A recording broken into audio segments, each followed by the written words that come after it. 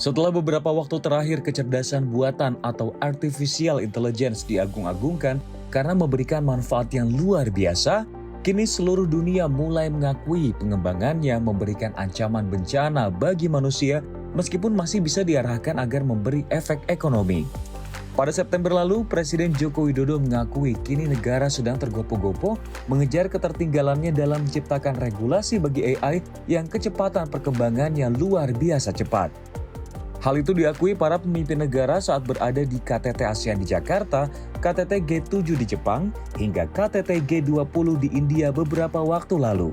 Kendati demikian, Jokowi meminta masyarakat Indonesia untuk tidak alergi dan takut pada teknologi artificial intelligence atau kecerdasan buatan karena ia meyakini teknologi tidak bisa mengalahkan manusia. Saya menyambut baik perluasan disiplin ilmu IPB yang tadi disampaikan oleh Pak Rektor, karena memang kita butuh multidisiplin ilmu untuk mengembangkan ekosistem pangan kita.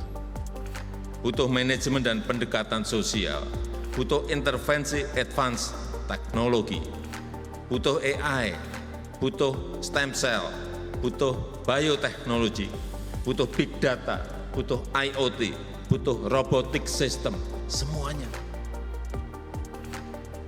kita butuhkan. Ini saya minta, sekali lagi, jangan alergi dengan teknologi. Jangan hindari perubahan teknologi. Jangan takut dengan mesin cerdas, dengan AI. Karena kemarin waktu di G7, G7, waktu di G20, waktu di ASEAN Summit, semuanya berbicara mengenai AI. Takut sekali semua negara mengenai AI. Regulasinya belum ada, aturan mainnya belum ada, AI-nya terus lari, terus berubah-ubah terus. Semua dibicarakan. Artinya memang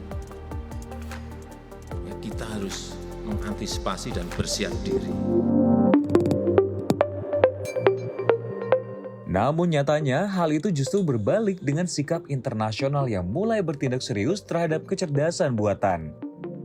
Hal itu terungkap dalam AI Safety Summit 2023 yang digelar oleh Inggris di Bletchley Park, Inggris pada Rabu 1 November 2023 lalu, sebuah konferensi tingkat tinggi perdana di dunia yang membahas mengenai AI untuk lebih memahami kehadiran teknologi AI yang bagi sejumlah ilmuwan dan pakar teknologi dapat menimbulkan risiko bagi kehadiran umat manusia. Perdana Menteri Inggris Rishi Sunak, Wakil Presiden Amerika Serikat Kamala Harris dan sejumlah pemimpin dunia termasuk dari China sepakat untuk membendung risiko yang mungkin merugikan dari kehadiran dan perkembangan kecerdasan buatan. Sunak dan Kamala memperingatkan bahwa pemantauan risiko AI tidak boleh diserahkan pada perusahaan yang sama dengan upaya pengembangan teknologi AI.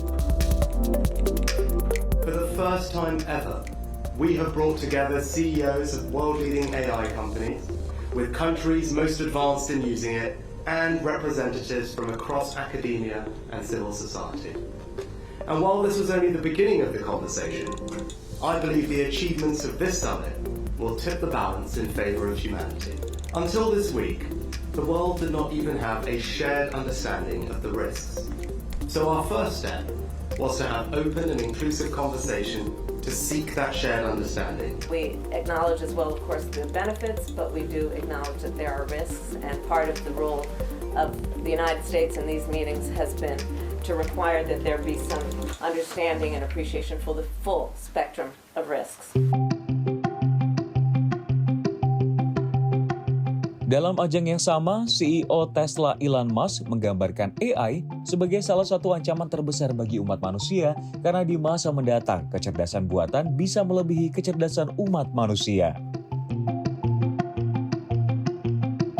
So it was easy for me to kind of see where it's going. If you just sort of extrapolate the points on a curve and assume that trend will continue, then we will have profound artificial intelligence, and obviously at a level that far exceeds human intelligence.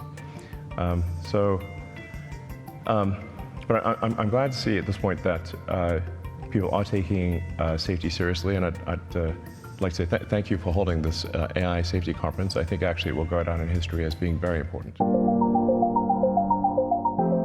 Bahkan, CEO OpenAI Sam Altman memperingatkan bahaya di balik populernya aplikasi kecerdasan buatan seperti ChatGPT. Ia bahkan mengaku takut melihat perkembangan AI yang sangat cepat. Seperti yang diketahui, sebagai CEO OpenAI, Altman berperan besar dalam pengembangan ChatGPT.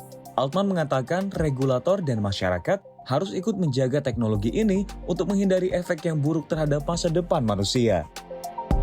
Tak heran, perkembangan kecerdasan buatan telah mencapai tingkat di mana ada potensi ancaman serius bagi dunia. Dengan kemampuan AI untuk mengumpulkan, menganalisis, dan memanipulasi data secara besar-besaran, ada potensi penyalahgunaan yang signifikan, termasuk dalam hal privasi individu, penyebaran informasi palsu, dan bahkan penggunaan AI dalam konflik militer. Tim Liputan CNBC Indonesia.